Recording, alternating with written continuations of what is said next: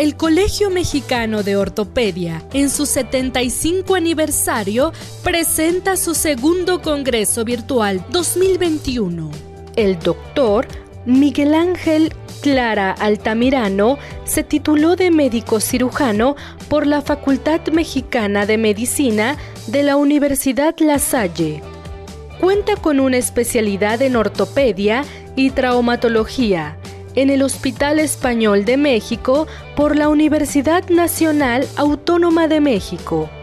Curso de alta especialidad en ortopedia oncológica en el Instituto Nacional de Rehabilitación. Es maestro en Ciencias Médicas por la Universidad Nacional Autónoma de México.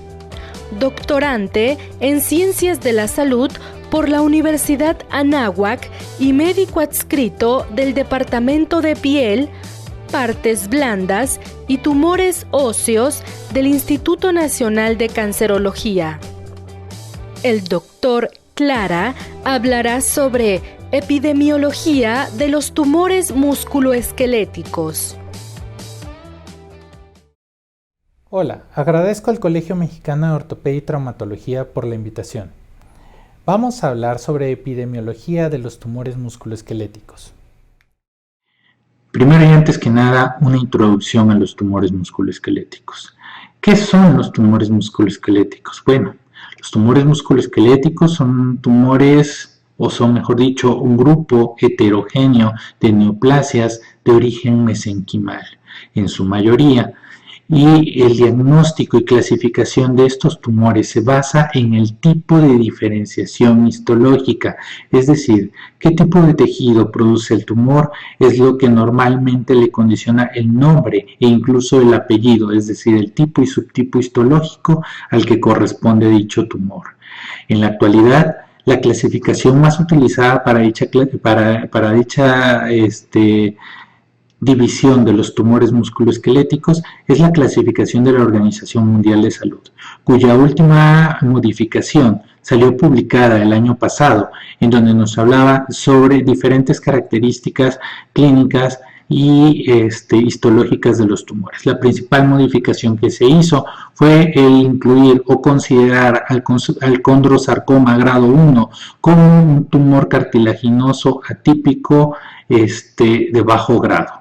Entonces, por si en algún momento se los pueden llegar a reportar de esa forma a los patólogos, ustedes entiendan que a lo que se refieren es a un condrosarcoma grado 1. Pero también existe la clasificación para sarcomas de tejidos blandos. Y los sarcomas de tejidos blandos con respecto a los sarcomas óseos son mucho más frecuentes. Los sarcomas de tejidos blandos corresponden en una relación proporcional con respecto a los tumores o a los sarcomas óseos de aproximadamente 8 a 9 a 1, dependiendo de las diferentes series que estemos hablando. Entonces, siempre tener en cuenta que son mucho más frecuentes los sarcomas de tejidos blandos que los sarcomas óseos. Primero y antes que nada, hablaré de estos últimos. Tumores óseos en general. Y cuando hablamos de tumores óseos, debemos de tener en cuenta algunas características epidemiológicas descriptivas muy importantes que se suelen manifestar en la clínica y que debemos siempre preguntar o considerar. Sexo, edad, localización y raza son muy importantes. Como veremos, realmente algunos tumores tienen mayor predilección, predisposición para el sexo masculino y otros, como por ejemplo el tumor de células gigantes, suele aparecer más frecuentemente en el sexo femenino. Realmente la edad es muy importante y es una variable que ustedes siempre deben de preguntar. ¿Qué edad tiene mi paciente? Porque eso nos va a orientar hacia uno u otro diagnóstico. Incluso es algo que a los patólogos les interesa mucho, la edad que tiene el paciente. La localización también es muy importante.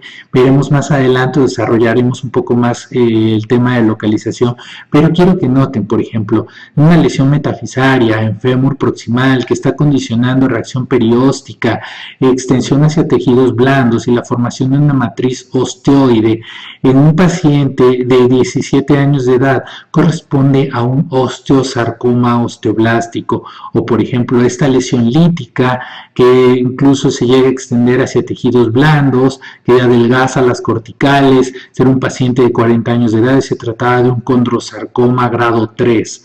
Entonces la edad sí es muy importante para poder tener en cuenta qué características nos pueden orientar hacia el diagnóstico, porque el diagnóstico definitivo siempre será dado por el patólogo.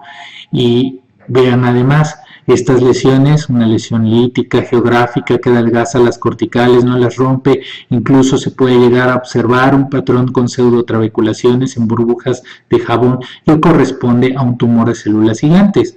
Pero el tumor de células gigantes también se puede observar así como una lesión completamente lítica, como en este caso. Entonces son datos que debemos de tener muy en cuenta. La raza también nos ayuda a orientarnos. Por ejemplo, el tumor de células gigantes es el tumor óseo más frecuente en pacientes chinos.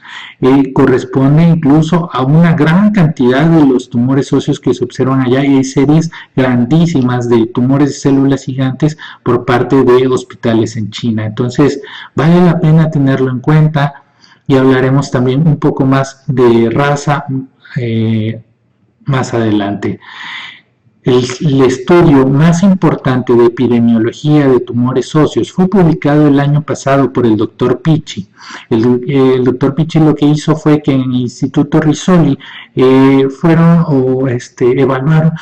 todos los casos de tumores óseos que habían tenido desde el año 1900 y hasta el año 2017, con un total de 32.690 casos de tumores óseos, de los cuales los tumores benignos fueron los más frecuentes, 13.238 casos de tumores óseos benignos, correspondiendo a un 40.5% de los tumores.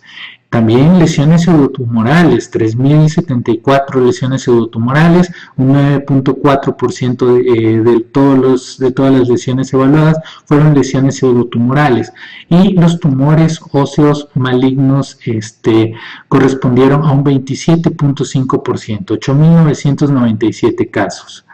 De las lesiones pseudotumorales, la lesión más frecuente fue el quiste óseo.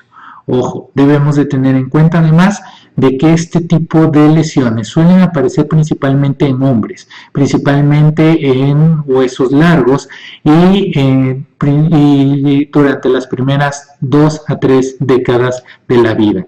Entonces es algo que debemos de tener siempre en consideración cuando nos enfrentemos o veamos una radiografía con un tumor óseo. La edad del paciente, la localización del tumor, la raza del paciente y el sexo del paciente. Entonces son cosas siempre a considerar. Con respecto a los tumores óseos benignos, el tumor óseo benigno más frecuente es el osteocondroma, seguido del encondroma y del osteoma osteoide. Llama la atención que en esta serie, incluso en la misma discusión del artículo del Dr. Picchi, el tumor óseo que se vio con mayor frecuencia en su unidad fue el osteoma osteoide. De estos, también son más frecuentes en hombres. Los tumores óseos benignos son más frecuentes en hombres y su principal incidencia entre los 10 a 19 años de edad. Y en huesos largos, siempre tener en cuenta este tipo de lesiones y esas características sumamente importantes. El sarcoma óseo más frecuente es el osteosarcoma, seguido del condrosarcoma y de los tumores de células redondas, pequeñas y basófilas. Algo que llama la atención, es que normalmente aparecen en zonas metafisarias. El osteosarcoma aparece en zonas metafisarias y suele condicionar reacción perióstica. Además, suele aparecer o principalmente alrededor de la rodilla, fémur distal y tibia proximal. Son los sitios más frecuentes de aparición de osteosarcoma. Y recuerden, principalmente entre los 10 a 19 años de edad. Cuando hay un mayor o un pico de crecimiento es cuando más posibilidades tenemos de que exista un error en la mitosis o alguna mutación que pueda condicionar el desarrollo de este tipo de tumores. Bien, vale la pena mencionar que los tumores óseos se desarrollan en edades más tempranas que los sarcomas de tejidos blandos. La incidencia de los sarcomas de tejidos blandos va incrementando conforme incrementa la edad del paciente. Mayores posibilidades de que lo que tengamos frente a nosotros sea un sarcoma de tejidos blandos. Entonces, es algo que debemos de tener siempre en cuenta. La localización, como les mencionaba, es sumamente importante. Hay tumores que tienen característicamente una localización específica, como por ejemplo la displasia fibrosa, que suele aparecer en región diafisaria, o el osteocondroma, que puede aparecer en una región metafisaria y normalmente se va alejando de la fisis conforme el paciente va creciendo, o lo que es un defecto fibroso cortical o fibroma nosificante, que suelen aparecer cerca de o dependientes de las corticales. Entonces, es algo que debemos de tener en cuenta. El tumor de células gigantes que aparece en la región epifisaria posterior al cierre de la fisis, o por ejemplo el condroblastoma, que normalmente aparece en la epífisis antes del cierre de la fisis, y son diagnósticos diferenciales uno y otro. Algo que debemos siempre considerar además son esas características importantes en cuanto a la localización.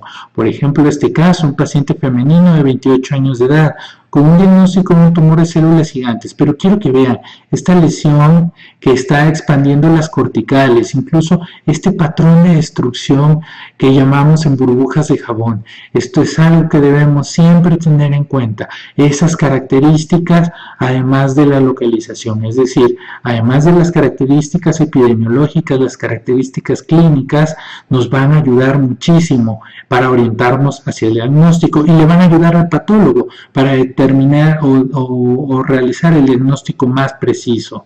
Otro caso más que les presento es un osteosarcoma osteoblástico, un masculino de 17 años de edad. Quiero que vean, quiero que observen esta matriz. Esto se le llama matriz osteoide. Este es un patrón algodonoso con la presencia de reacción perióstica y extensión a tejidos blandos.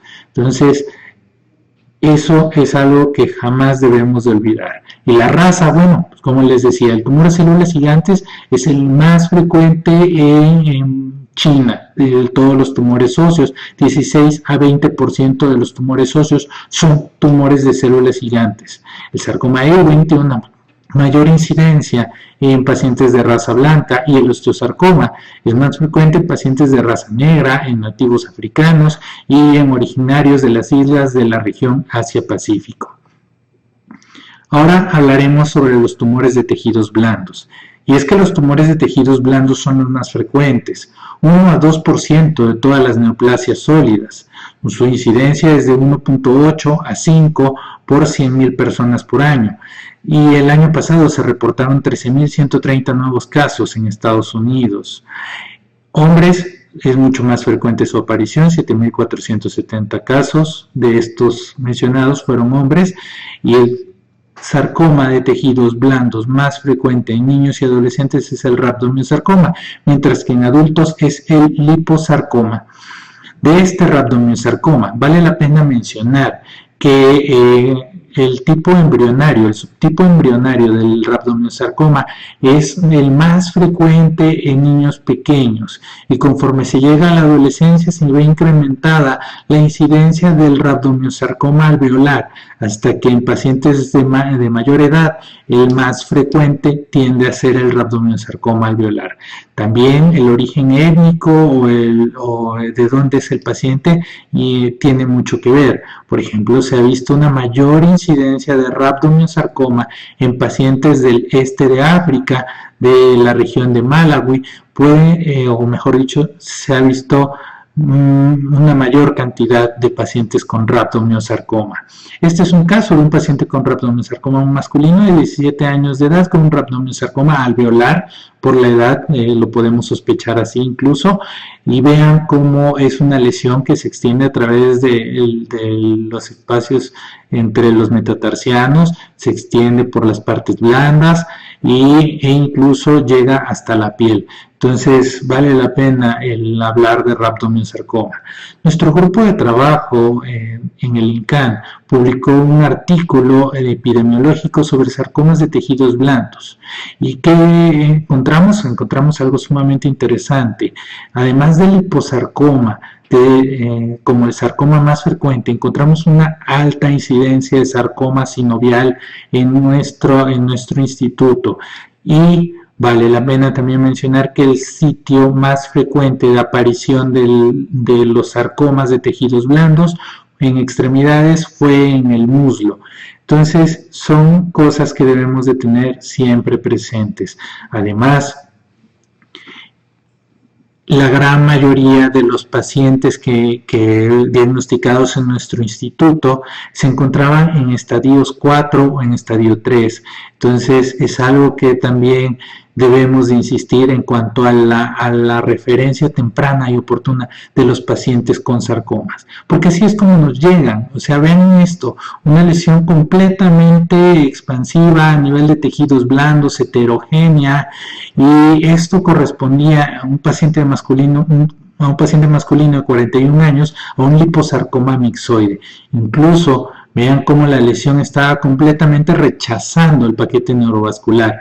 Entonces, vale la pena el estudiar un poco más este tipo de características. Y como conclusión, bueno, pues no existen características epidemiológicas exclusivas de los tumores musculoesqueléticos. Algunas se contraponen entre unos con otros, pero pues aunque son tumores raros, deberían de ser considerados un problema de salud pública debido a que afectan a un grupo de edad sumamente sensible, niños, adolescentes, adultos mayores, pero sobre todo a las importantes limitaciones funcionales que condicionan al paciente.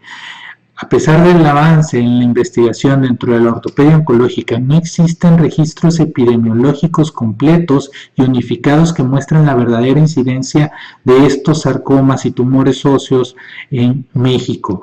Se debería, por lo tanto, considero trabajar más en la promoción y referencia oportuna de este grupo de pacientes a centros especializados.